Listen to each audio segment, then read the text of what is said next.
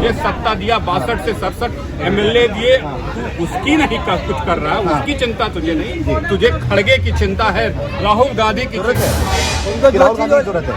अरे वो तो पप्पू है। कोई अगर झूठ बोलता है ना चेहरे पर, उसको पता चल जाता है। ठीक है। हाँ, इधर तो पवन खेड़ा को ये बताना चाहिए 10 साल जब उनकी भारत में सत्ता थी। 24 में तो बीजेपी का ही भाड़ा रहेगा।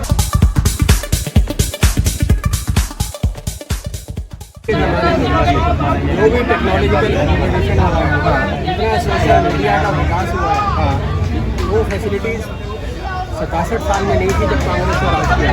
अच्छा, नहीं थी उस समय चीज़ें। उस समय सिर्फ टेलीफोन था, एसटीडी कॉल भी बात करने के बाद आए सारी। इससे पहले जो बैंक पास से सारी क्या ये 65-70 साल पे 2 साल भारी है क्या? 2 साल बिल्कुल भारी है। आगे कंपेरिजन जनता क्या कर रही है कि 67 साल में कांग्रेस ने किया, नेहरू जी ने जो पॉलिसी लाए, नेशनलाइजेशन लाए, उसमें देश का कितना विकास हुआ आगे। इंदिरा गांधी ने आगे उसको कितना बढ़ाया, राजीव गांधी ने, मोदी ने कितना बढ़ाया? मोदी के तो दिख रहा है सारा चीज सामने आ रही है।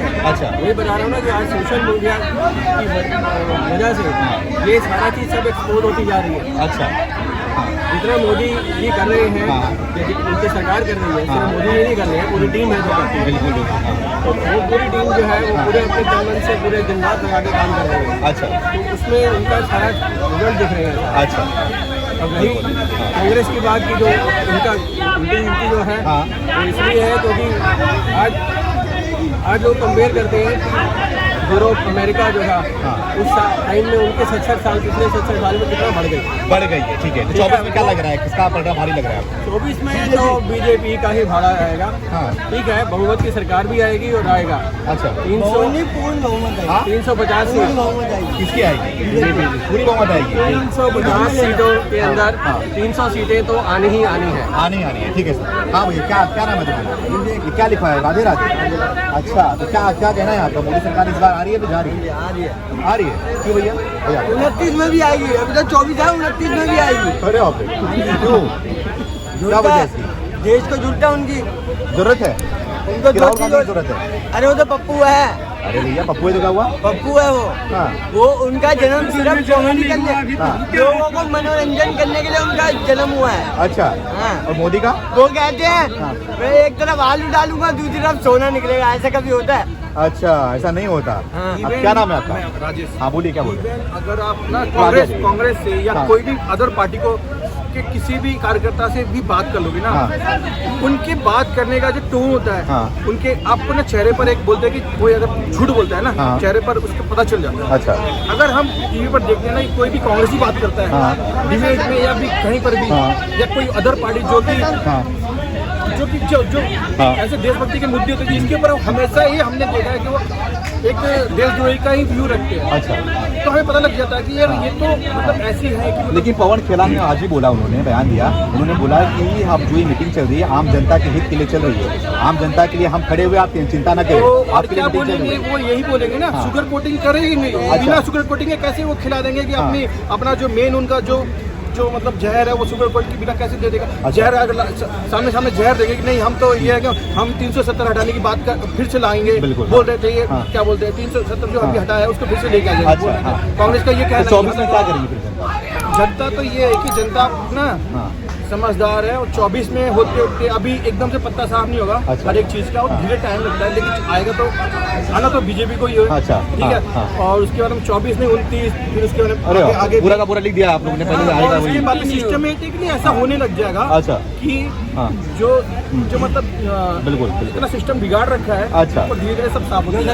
ये बताइए, पवन खेड़ा ने बोला आज कि जनता के हित के लिए, जनता के लिए हम खड़े हुए हैं, आप चिंता ना करो, हम मीटिंग कर रहे हैं, मोदी की मुझे वो उखाड़ देंगे। क्या लगता है? अच्छा, ठीक है। इधर तो पवन खेड़ा को ये बताना चाहिए 10 साल जब उनकी भारत में सत्ता थी, मनमोहन सिंह प्रधानमंत्री थे, तो क्या उखाड़ कर फेंक रहे थे और क्या लगा रहे थे? अच्छा, देश में भ्रष्टाचार की पौध, नर्सरी, बाप बेटे साले ससुराल वाले जितने थे सब लगे हुए थे सिर्फ घोटाले करने में। देश को नक के स्थिति में लेके खड़ा होने वाले पवन खेड़ा को शर्म नहीं आती अपने 10 साल के कार्यकाल पे? उस 10 साल के कार्यकाल भ्रष्टाचार और उनकी नीतियों का ही तो परिणाम है कि प्रधानमंत्री नरेंद्र मोदी का दिल्ली में अवतरण हुआ, वरना गुजरात के मुख्यमंत्री का दिल्ली में आने की कोई आवश्यकता नहीं थी। अच्छा, लेकिन जब देश का तहस नहस करने की कांग्रेस ने बीड़ा उठाया, तो देश को बचाने का और उसके मान सम्मान की रक्षा करने के लिए भी कई बेटों ने अपना बीड़ा उठाया, और नतीजा है कांग्रेस को नर्क में जगह नहीं मिल रही है, और भारतीय जनता पार्टी देश में शासन भी कर रही है, विश्व में अब भारत का डंका भी बजा रही है। ये डंका, ये शक्ति, ये सारा कुछ भारत के युवाओं के शौर्य पर निर्भर था। कांग्रेसियों के अपने घोटाले, अपने पाप की वजह से ये देश गर्त में जाकर के अपने आप को शर्मिंदा महसूस करता था। अच्छा। आज प्रधानमंत्री ने केवल 9 साल में भ्रष्टाचार को रोक दिया। अच्छा। भ्रष्टाचारियों की कमर तोड़ दी। ये जो काला धन लेके बैठे थे घरों में बोरियां भर भर के, उनको बदल करके देश की इकोनॉमी में लाया। तो कोरोना के बाद भी देश अपनी दुनिया की सबसे तेज रफ्तार से आगे बढ़ने वाला देश बना रहा और बना हुआ है लगातार। अच्छा, इसमें कोई असर नहीं पड़ने वाला है? इन मेडिकों का क्या असर पड़ने वाला होगा? दिल्ली का अरविंद केजरीवाल, दिल्ली में बाढ़ से लोग मर रहे हैं, अभी घुटने भर कहीं पानी, कहीं कमर भर पानी है, वो व्यक्ति बेंगलोर में जाकर के मीटिंग कर रहा है। आपको पता है रावण भी ऐसा करता था। अच्छा। जब सीता जी का स्वयंवर हो रहा था तो धनुष तोड़ने रावण भी आया था, लेकिन जब उसने देखा अरे ये तो वही धनुष है, तो उसको भविष्यवाणी हुई, अबे तू यहाँ क्या कर रहा है? तेरी लंका में तो आग लगी पड़ी है, दिल्ली में आग लगी पड़ी है, लोगों के घर डूबे पड़े हैं, जब खाने को रोटी नहीं है, गैस पहुंच रही है कि नहीं, सब्जी पहुंच रही है कि नहीं, किसी के घर में है कि नहीं। अरविंद केजरीवाल जी जाके बेंगलोर में मीटिंग कर रहे हैं। अच्छा। वो मीटिंग ज्यादा जरूरी है, दिल्ली के लोगों का जीवन जरूरी है। अच्छा। दिल्ली के बच्चों की जिंदगी जरूरी नहीं है, उनके लिए दवाएं जरूरी नहीं है, उनके लिए राशन जरूरी नहीं है, उनके लिए साफ पानी की जरूरत नहीं है। ये कांग्रेसियों के साथ, भ्रष्टाचारियों के साथ, देश के लुटेरों के साथ मीटिंग जरूरी है। इससे ये साबित होता है कि ये दिल्ली का अरविंद केजरीवाल भी इन्हीं डकैतों के साथ शामिल एक डकैत है। अच्छा। और इसको माकूल जवाब देश की जनता वक्त आने पर देगी। वैसे ही देगी जैसे उत्तर प्रदेश में मायावती को, अखिलेश को और कई लोगों को दिया है समय आने पर, वैसा ही जवाब दिल्ली की भी जनता देगी। क्योंकि मैं तो डूब रहा है ना, मैं तो यहाँ डूब रहा हूँ, मर रहा हूँ। जिसने तुझे सत्ता दिया, 62 से 67 MLA दिए, उसकी नहीं कुछ कर रहा है, उसकी चिंता तुझे नहीं, तुझे खड़गे की चिंता है, राहुल गांधी की चिंता है। खड़गे के मीटिंग में जा करके, कांग्रेसियों की कर्नाटक में होने वाली मीटिंग में जा करके बर्फी खाना है क्या? डायबिटीज का मरीज तो तू ऐसे है, जितना दिल्ली वालों ने तुझे मान सम्मान दे रखा है उसे ही खा के पचा ले, वही बहुत था। लेकिन उससे उसका पेट नहीं भर रहा है। अच्छा। वो व्यक्ति अपने लोगों को तो यहाँ मार के बेहाल छोड़ करके इस तरीके की मीटिंग करने वाले बेवकूफ और गैर जिम्मेदार मुख्यमंत्री से, जो हर बात में कहता है मेरी जिम्मेदारी नहीं, बाढ़ में डूब गए जी, मेरी जिम्मेदारी नहीं,